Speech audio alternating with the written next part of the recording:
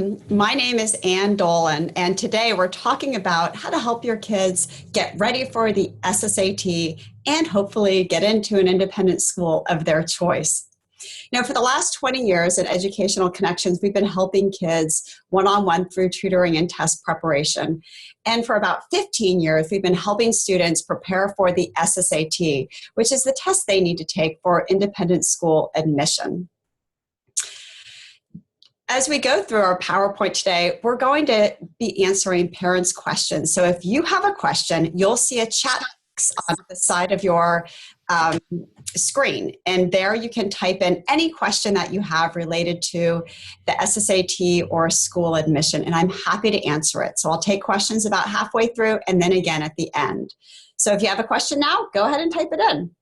All right, so let's get started. In this webinar, we're going to be talking about the format of the SSAT, how it's scored, what a good score is, and those independent school applications. We'll also talk a little bit about general standardized testing practice. And we know that even if your child isn't going to take the SSAT, but they're still wanting to prepare for other tests, just practicing doing problems and pacing themselves and getting ready for a long test is helpful for any standardized test. Because as we know, as kids get older and go through high school, standardized testing is actually really important. So when they practice skills for the SSAT, it can also help them on other tests. So let's talk specifically about the SSAT. Well, there are actually three versions. There's a lower version, a middle version, and then an upper version. The upper version is for kids applying to high school. So that's the level that your students will be taking. Now, Nysmith students are going to take it at Nysmith on Tuesday, December 4th. And this is called a flex test. There's actually two ways kids can take the SSAT. They can either take it on a national date, and that's a date, usually the first Saturday or around there of every month, that kids come from all different locations and sit at a central place and take the test as a group. But they can also take it privately, either one-to-one by a provider or at their school, and this is called a flex test. So we'll be talking a little bit later about taking it more than once, but please know that in addition to taking it at Nysmith on December 4th, if your child wants to take it earlier in the season in the fall, they can certainly do that, but it needs to be on a national test date. It's important to know that kids that are applying to 9th grade are actually going to take the upper level test, and it's the same test that students applying to 10th and 11th grade take. So oftentimes kids, when they're first preparing, will say things like, oh, I've never seen that type of question before, or I haven't learned that in school. And that's okay. It's just that, they're taking the same version that older students are going to take, so they may not be familiar with every type of question they see.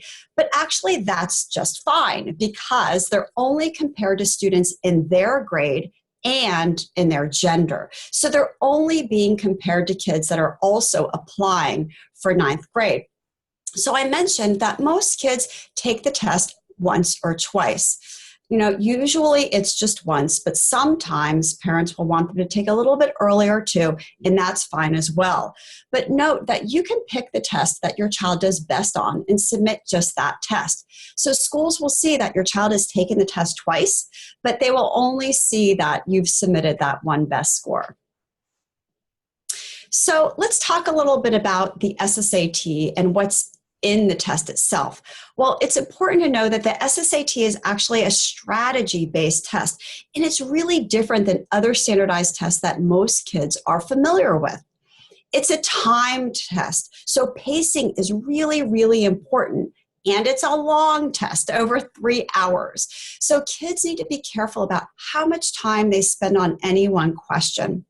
They lose points for wrong answers, and it's important to know that the test itself varies. So the content is pretty far-reaching. It goes from basic arithmetic to advanced geometry and algebra, reading comprehension, vocabulary, and analogies. Here's the format. It starts out with a 25-minute writing sample. And this is a free write where kids are given a prompt. They can choose from one of two prompts, and they're expected to write for 25 minutes about the prompt that they choose. Now, this section is actually not graded, but it's important because schools want to see how the student can write in a timed manner. They also want to see what can the child do on his or her own, because oftentimes the essays that schools see, quite frankly, the child may have had help from a parent or somebody else. So they really want to see what is the child's genuine writing level. So although this section is not graded, schools do take it seriously. The next parts are all multiple choice, and kids have 5 answers to choose from. The first is quantitative. This is a math section, and kids have 30 minutes to do 25 questions. Then they go on to reading. This is reading comprehension, reading passages of various lengths, and then answering multiple choice questions. And they have to do this at a pretty good pace, 40 minutes for 40 questions. And then there's verbal. Verbal consists of analogies and synonyms. So for some kids, they haven't had too much experience with analogies. So they have to get a little bit of practice with that. But usually synonyms, they've had plenty of experience. Then another math section for 30 minutes and 25 questions. And then finally, the test wraps up with an experimental section. And kids often say, do I really have to take this part? And the answer is yes, you do. The SSAT just is testing out new questions, and they want to see how kids respond to these new types of questions. So in total, with breaks, the test is a little over 3 hours. It's 3 hours and 5 minutes. So as you can imagine, endurance is a big issue. So how is it scored? Well, we know that the writing sample isn't scored, but it is part of the score report that's sent to the schools. But on the multiple choice section, kids get 1 point for each correct answer, and they get a quarter point deduction for incorrect answers. But there's no effect on omitted answers. So if they leave a question blank, they don't earn any points and they don't lose any points. So that's why the process of elimination on the SSAT is really, really important. So because there's 5 answer choices, if kids can eliminate 2 of them, they should go ahead and take a guess. But if they have absolutely no idea, they really should leave that question blank. So once kids fill out a section, that raw score for each section is then turned into a scaled score and a percentile. And this is where the meaning comes. Most schools look at percentiles, and that's generally what we think of when we think of scores on the test. So percentiles are based, again, how that student compares to other kids in the same grade, but also the same gender who have generally taken that test over the past 3 years. Many parents ask, what's a good score? And sometimes, when we think of scores, we think of 50th percentile is really bad, because it's kind of normal to think, 50th percentile, that's like getting an F. That means that you only got half of the answers right. But that's actually not true. 50th percentile, if you think of the bell curve, is right there in the middle. It's a standard score of 100. So 50th percentile means that half the kids that took the SSAT did worse than that student, and half of the kids did better. So again, the 50th percentile is the norm. And sometimes parents freak out when they see SSAT scores in particular, because they think, well, wait, this doesn't make any sense. How can my child get 50th percentile in math on this test, but they get 90th percentile on other standardized tests? And the reason is that when you look at SSAT scores, remember that kids are only being compared to other kids taking the SSAT. And by nature, students applying to elite day and boarding schools are just going to be stronger students than the national sample of kids. I remember when my older son took this test, and I think in math he got something like the 60th percentile. But when I looked at his national score that you can also see on the real score report, he was something like the 90th percentile on the national norms. So sometimes when you see a low score, don't freak out initially, especially if it's a practice test, because kids can always improve their scores. So before we go on, Rochelle, are you on the other line with me? Yes. Can you hear me? Yeah, I gotcha. So are there any questions that parents have right now before we talk a little bit more about the application? Yeah, well, the most common question parents ask is, does the SSAT allow you to pick the best sections from different tests to combine the scores? No. So for example, if you took an October test and you did really well on the reading, and you take the December test and actually do really well on the math, you can't combine those two scores. Like in SSAT, in SAT land for college admissions, we call this super scoring. You cannot do that on the SSAT. But what you can do is not report your score at first, especially if you take an earlier test. See how your child does. Take the December test and then decide which score to report. I think you have to pay a little bit more money to the SSAT to send the score later, but it's not a big deal. However, you cannot super score. Great. And a parent has a question, and I think this is what you brushed upon earlier with the Nysmith test date, but when is the test given for middle school students? I'm assuming that's the upper level test. Right. Yeah. Right. So even though at Nysmith the kids are in 8th grade, they're still going to take the upper level test because they're applying to 9th grade. So all 8th graders will take the December 4th test. That's the actual SSAT, not a practice test. And that's the one that gets sent we send it directly to the SSAT, and the SSAT scores it and then sends the family back a score report. Yeah. Great. And another parent asked, why are kids compared to the same gender? I'm not sure. That's a good point. I really don't know why the SSAT does that, but they do. And I can't imagine there's a huge swing between boys and girls, but that is the way they do report the scores. Perfect. Those are all the questions for right now. And I do have a parent. I will look up that information for you because the daughter is going into 6th grade, so that's the middle level test. I'll find the dates out, so I will message you back shortly. Okay, great. Thanks for doing that, Rochelle. All right, so what are independent high schools looking for in SSAT scores? There are a lot of factors that schools consider. When I was working on my book, A Guide to Private Schools, the Northern Virginia, DC, and Maryland edition, I talked to lots of admissions folks at lots of different schools in the area. And I found that to the most competitive schools, certainly grades and test scores get the child in the door. At a lot of these schools that have a ton of applications, and they're not going to look at kids that have low grades and low test scores off the bat. They're going to put those kids in a different pile and look at the kids that are very capable of being in their school. So grades and test scores certainly get kids in the door. And the more competitive the school, the higher they're going to want to see SSAT scores and certainly grades as well. But the SSAT is a factor, and it's a factor because just like in college admissions, a lot of kids have phenomenal grades, but they need another differentiator to look at the child's abilities to make sure that that child is going to be a good fit for a very, very competitive school experience. And that's why they look at standardized test scores.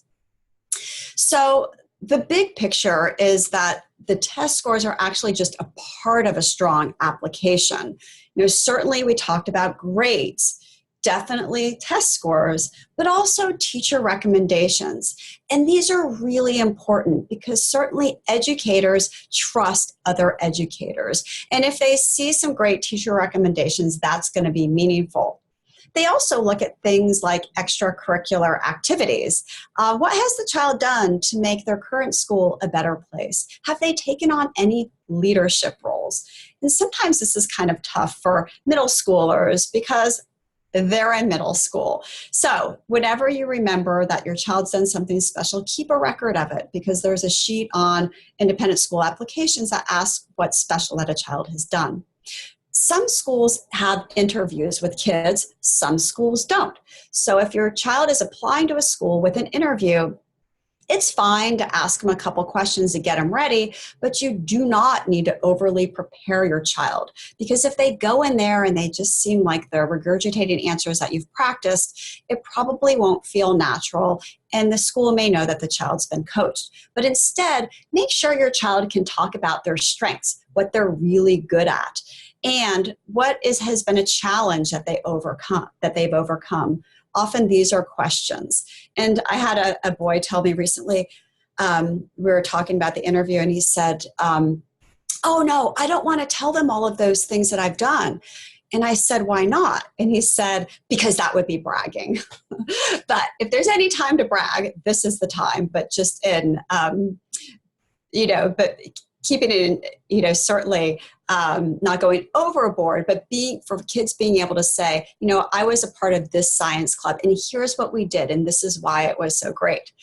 Also, schools will look at essays. Some schools in their application will have kids write lengthy essays. Sometimes it will be short answer. You don't need to do these with your child, but you can certainly get the ball rolling with your child and ask, what might you write about here? You can also help them to proofread, but you don't need to be involved in the actual writing of the essay. It doesn't need to, if it looks overly coached, schools will see right through that. So make sure it's genuinely from your child. So how should your child prepare for the SSAT?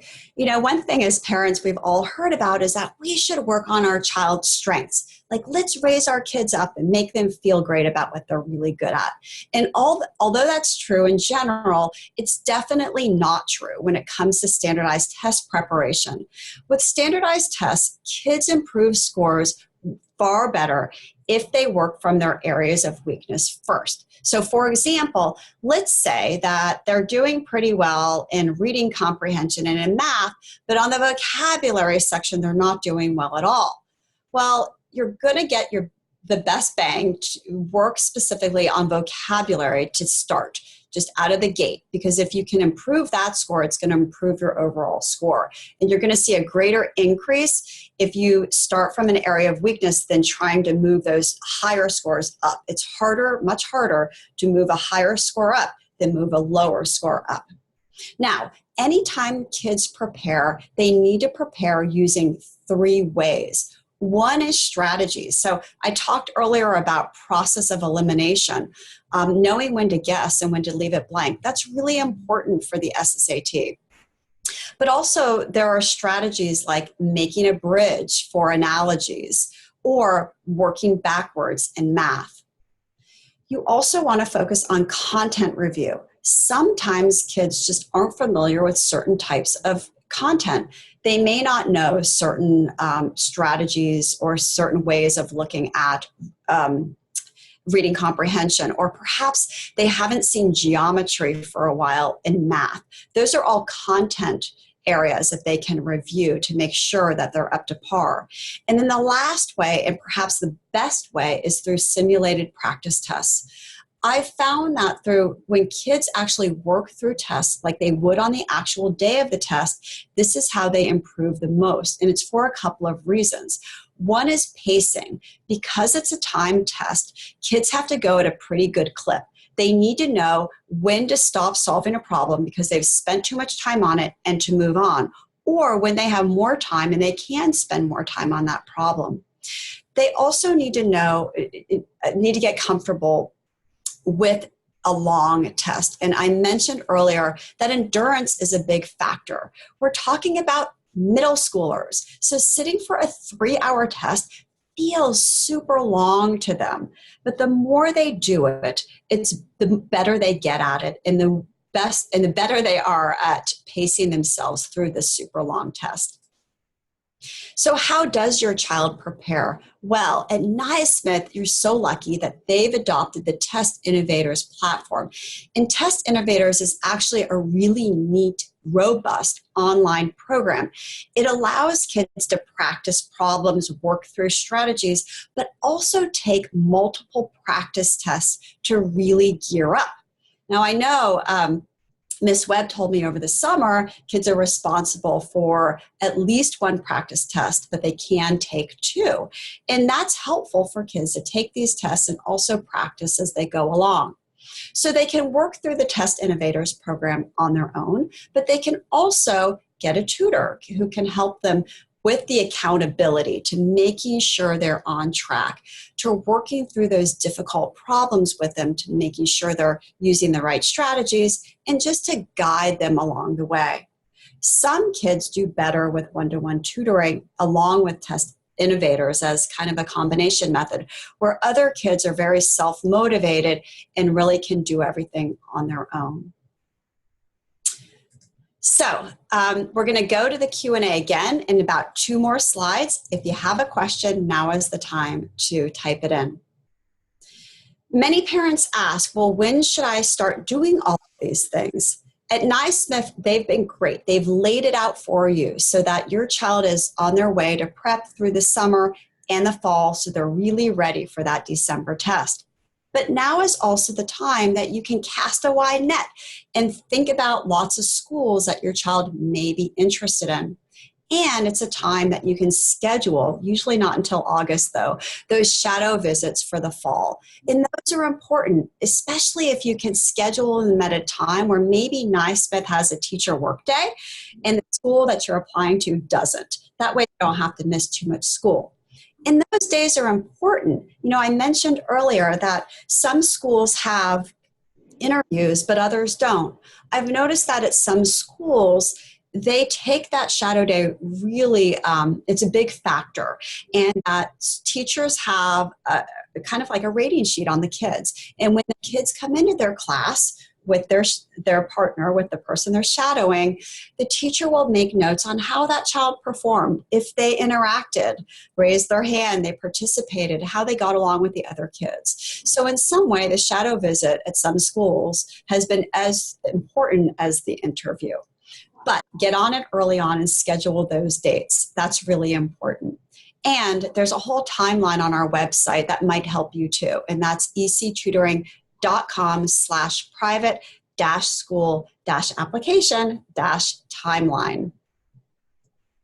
So let's talk a little bit more about other things that you may be wondering about. I've found that sometimes parents have questions they don't always ask because they're not sure if everybody else knows the answer. But you'd be helping others by asking your question because I'm sure others have a similar question.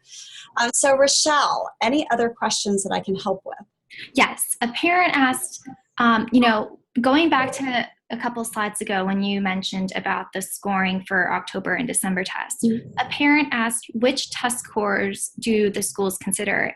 If the student scores are better in October's test and then they take a test in December and they submit it, what do schools look at? So they submit both scores, you mean? Yes. Okay, schools will generally, they'll see both scores, whereas with college, they'll kind of cherry pick, and they have software that will cherry pick the best score. But at smaller private schools, they will see both scores. They'll generally consider the highest score, but they will see both scores. So you can certainly send both scores. It's not a huge deal, but please know that they're going to see both sets of scores. My experience has been that kids generally use the earlier test as kind of like a time to see how they're doing, as like a benchmark, but the December test is the one that traditionally gets submitted. Great. And then will high schools only consider the SSAT scores, or do you also have to submit grades from middle school? Yes, you also have to submit grades. So a transcript is sent from the school to the school that the student is applying to. And that is not sent from you, that it's sent directly from the school. Also, the SSAT scores are not sent directly from the parent. When you fill out the form to register, And we're going to send all this stuff out to parents in the fall. So don't worry, you're not behind the 8 ball at all. You'll get all this information on the fall. You're going to select the schools that you want it sent to, if you do want it sent to schools. And then after the test is scored, the SSAT will send it directly to those schools. You'll see it too, but you don't have to send it yourself. And is there a disadvantage to waiting until 8th grade to apply to a high school? Is it better to start the SSAT process sooner? I wouldn't start it any sooner. You know, Nysmith has it laid out very nicely for parents so that the kids prepare over the summer and then the fall and they take it in December.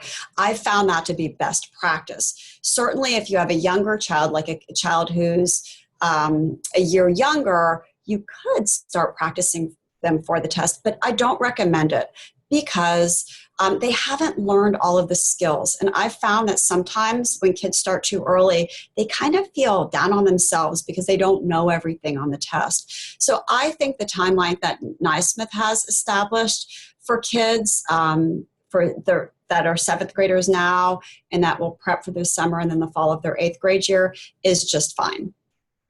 Great. And what is a good way to find out about private schools in the Northern Virginia area? Do you have any recommendations of list of schools and what they're looking for?